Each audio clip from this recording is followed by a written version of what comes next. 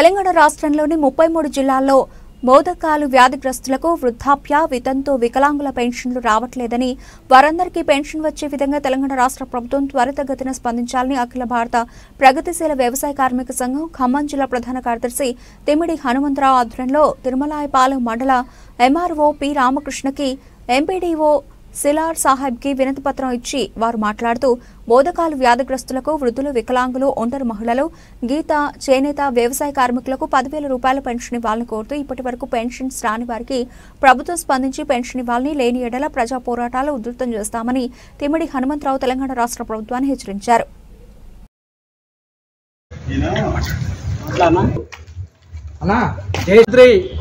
Narendra Modi BJP ప్రభుత్వం అధికారంలోకి వచ్చి మూడోసారి అయినా కూడా ఒక్కొక్కరి అకౌంట్లో 15 లక్షలు వేస్తానని ఇంతవరకు 15 రూపాయలు కూడా వేయనటువంటి స్థితిలో ఉన్నది.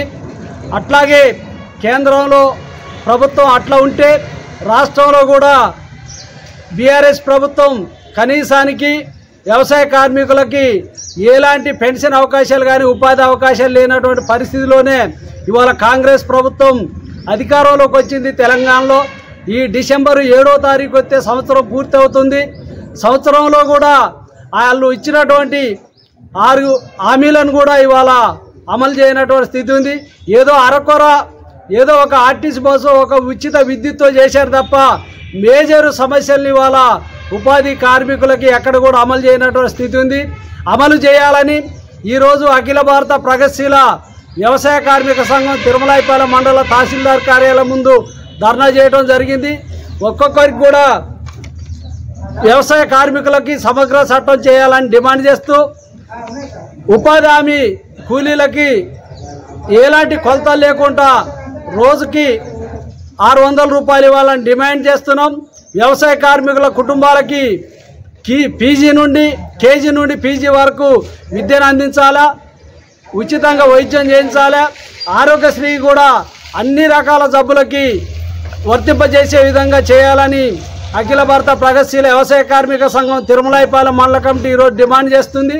ఆ డిమాండ్లన్నింటినీ కూడా తక్షణమే పరిష్కరించాలని విజ్ఞప్తి చేస్తున్నాం. రకాల బాధితులు తెలంగాణ రాష్ట్రంలో ఇవాళ వేలాది మంది ఉన్నారు.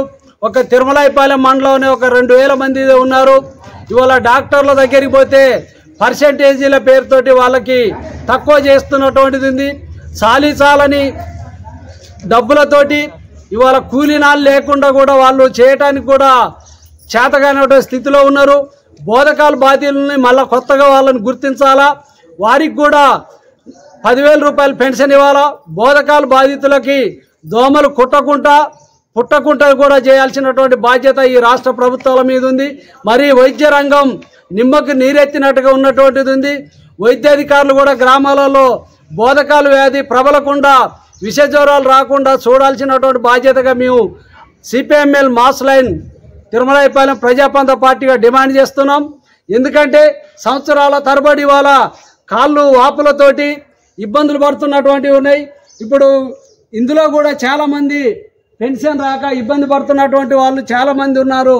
వీరందరికీ కూడా ఎండిఓ గారి ద్వారా కానీ, కలెక్టర్ గారి ద్వారా, డిఎంఎడ్ఎస్ఓ గారి ద్వారా పెన్షన్లు వచ్చే వారికి మా పోరాటం ఆగదని, బోధకాల బాధితులకు ఉచితంగా మందులు ఇవ్వాలి, ప్రతి ఇంటింటికి దోమతెరలు ఇవ్వాలి, ప్రతి ఇంటికి కూడా బోధకాలు రక్త నమూనా పరీక్షలు చేయాల్సినటువంటి అవసరం ఉందనేది మేము డిమాండ్ చేస్తున్నాం. ఎంతోమంది అధికారులు వస్తున్నారు పోతున్నారు, ప్రభుత్వాలు వస్తున్నాయి పోతున్నాయి, కానీ బోధకాలు వ్యాధి పట్ల అప్రమత్తంగా ఉండే స్థితిలో లేనటువంటిది.